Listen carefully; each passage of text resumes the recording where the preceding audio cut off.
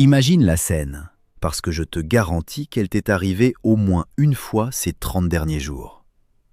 Il est 17h30, un vendredi. Tu viens de finir ta semaine de 45 heures. Ton corps est déjà dans ta voiture ou dans le train, mais ta tête, elle, est carbonisée. Tu rentres et l'idée même de cuisiner te paraît aussi séduisante que l'ascension de l'Everest. Alors tu ouvres l'appli de livraison, tu commandes thaï, pizza ou burger. 45 $ avec les frais et le pourboire, facile. Puis tu arrives chez toi, tu ouvres une bière ou un verre de vin un peu triste, juste pour faire redescendre la pression. Et tu t'affales dans le canapé pour enchaîner une série que, soyons honnêtes, tu n'aimes même pas tant que ça. Mais tu la regardes quand même, juste pour éteindre ton cerveau. Et tu te dis, je l'ai mérité, j'ai bossé dur toute la semaine. Sauf que, et si je te disais que mathématiquement, tu n'as pas juste dépensé 45 $? Et si je te disais que la pizza, l'essence brûlée sur le trajet, la jolie chemise que tu as mise au bureau et le stress qui t'a poussé à commander au lieu de cuisiner, ce sont des taxes cachées, des taxes invisibles qui, mises bout à bout, peuvent réduire ton salaire réel de presque 70%. Tu penses vendre ton temps à 30 $ de l'heure, mais quand on fait l'autopsie comptable de ta vie, une vraie, froide, impitoyable, les chiffres te montrent peut-être que tu travailles en réalité pour moins de 4 $ de l'heure. Moi, c'est Bobby, et je passe beaucoup trop de temps à me passionner pour ces équations invisibles qui dirigent nos vies et nous maintiennent sur des roues de hamster qui accélèrent juste assez pour qu'on ait toujours l'impression de courir, sans jamais avancer. Si tu es du genre à regarder ta fiche de paie en te demandant « mais où est parti mon argent ?»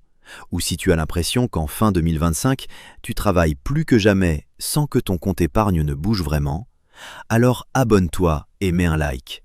Parce qu'aujourd'hui, on ne parle pas d'investissement. Aujourd'hui, on parle d'une fraude comptable. Pas celle d'une multinationale, non. Une fraude que tu commets sans t'en rendre compte contre toi-même chaque fois que tu acceptes une offre d'emploi en te basant sur le salaire brut. On va calculer ton vrai salaire horaire. Et je te préviens, une fois que tu auras vu ce chiffre, tu ne regarderas plus jamais une étiquette de prix de la même façon. Voici le mensonge fondamental qu'on nous vend dès qu'on sort de l'école. On nous dit que notre valeur se résume à notre salaire annuel. Tu gagnes 65 000 $ par an, donc tu fais environ 31 $ de l'heure. Ça somme bien, c'est respectable. Ça a l'air suffisant, au moins en théorie. Mais dans le monde des affaires, regarder le chiffre d'affaires sans regarder les dépenses, c'est exactement comme ça que les entreprises meurent. Une boulangerie peut vendre pour 1 million de dollars de pain. Si elle dépense 1,1 million de dollars en farine, en loyer, en énergie, cette boulangerie vaut zéro. Et pourtant, quand il s'agit de notre propre travail, on ne regarde que le chiffre d'affaires, le salaire. On ignore complètement le coût de production. Et le produit vendu, c'est toi, ta vie, ton énergie, ton attention, ton calme, ton temps. Et le coût de te vendre à un employeur est souvent astronomique. Alors, faisons un audit brutal d'un salarié moyen dans cette économie. Appelons-le James. James gagne ses fameux 31 $ de l'heure. Mais avant même que cet argent ne touche son compte, l'État prend sa part.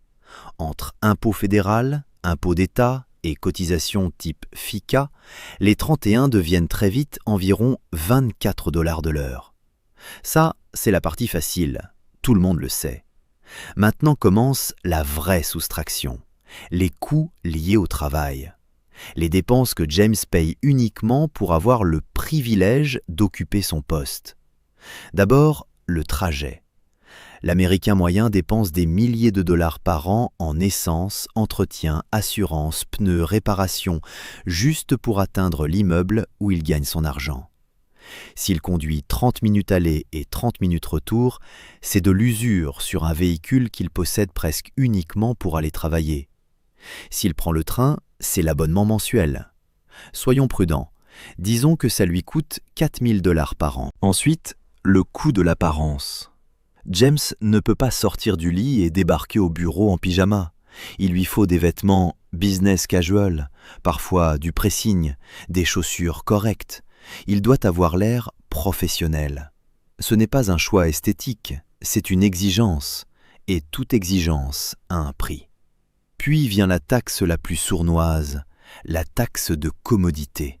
Et celle-là est énorme. Parce que James est coincé au bureau de 9h à 17h, il achète le déjeuner 2 fois par semaine, parce qu'il n'a pas eu le temps de préparer des repas. Il prend le café à 5$ parce qu'il lui faut de la caféine pour survivre à la réunion de 14h. Il paye quelqu'un pour promener le chien parce qu'il n'est pas là pour le sortir. Ce sont des dépenses qui n'existeraient pas ou seraient bien plus faibles s'il n'avait pas ce job. Il dépense de l'argent pour pouvoir travailler. Et enfin, la catégorie la plus sombre, les dépenses de décompression. C'est l'argent que James dépense pour anesthésier la douleur du travail. L'addition du bar le vendredi soir, les achats impulsifs parce que j'ai passé une semaine horrible, les vacances réservées à la dernière minute parce qu'il faut s'échapper, les séances de thérapie, la retail thérapie. Tout cet argent qu'on utilise pour réparer, calmer, compenser ce que le travail abîme dans notre tête. Quand tu additionnes tout ça, impôts, voitures, vêtements, repas, anesthésie, James ne prend pas réellement 65 000. Son revenu net réel, celui qui compte, peut ressembler beaucoup plus à 35 000. Mais on n'est qu'à la moitié de l'équation. Parce qu'un salaire horaire, ce n'est pas juste de l'argent. C'est de l'argent divisé par du temps. Et tout comme on surestime l'argent qui nous reste, on sous-estime brutalement le temps que le travail nous prend. Les RH disent que James travaille 40 heures par semaine. Mais c'est un mensonge. James se lève à 6h30 pour se doucher, se raser, repasser sa chemise. 30 minutes de préparation, ce temps appartient au job. Ensuite, il roule 30 minutes jusqu'au travail, du temps donné, non payé. Il a une pause déjeuner d'1 heure, hors horaire. Mais il ne peut pas rentrer chez lui, il ne peut pas dormir, il ne peut pas jouer avec ses enfants. Il reste prisonnier de la zone de travail. Puis il refait 30 minutes de route pour rentrer. Et quand il arrive, il lui faut encore 30 minutes pour redescendre, regarder le vide, souffler, se plaindre à son partenaire de son manager, checker ses mails sur son téléphone. Ce n'est pas du repos, c'est du travail fantôme. Tout ça, c'est du temps que l'emploi consomme, sans te le payer. Si tu additionnes préparation, plus trajet, plus décompression, plus anxiété, James ne travaille pas 40 heures. Il consacre plutôt 55 à 60 heures par semaine à son emploi. Alors, faisons le vrai calcul. On prend ce revenu net réel de 35 000 et on le divise par le vrai volume d'heures engagées, presque 3 000 heures par an. Et là, ce fameux 31$ de l'heure s'évapore. D'un coup, James gagne peut-être 11$ de l'heure, ou 8. Et dans certains scénarios, stress élevé, coût de vie élevé, il peut se retrouver mathématiquement à gagner moins qu'un ado qui retourne des burgers, parce que l'ado marche jusqu'au travail, porte un uniforme et laisse le stress à la friteuse en quittant le shift. Voilà l'arnaque du travail. Tu as été poussé dans un modèle à forte rotation, faible marge, où tu es le produit et tu te vends à perte. Et je sais, dit comme ça, c'est déprimant. Tu penses peut-être « Super Bobby, donc je suis fauché et mon job me détruit. Merci pour la bonne nouvelle. » Mais on ne fait pas ce calcul pour te plomber. On le fait pour te réveiller, pour te mettre en colère et surtout pour te rendre efficace. Parce qu'une fois que tu connais ton vrai salaire horaire, ta façon de consommer change. C'est une idée rendue célèbre par le livre « Your Money or Your Life », l'antidote à la sensation d'être constamment à sec. Disons que ton calcul te donne un vrai salaire horaire de 10$. Tu entres dans un magasin, tu vois une paire de chaussures à 100$. L'étiquette dit 100. Mais ton cerveau doit traduire.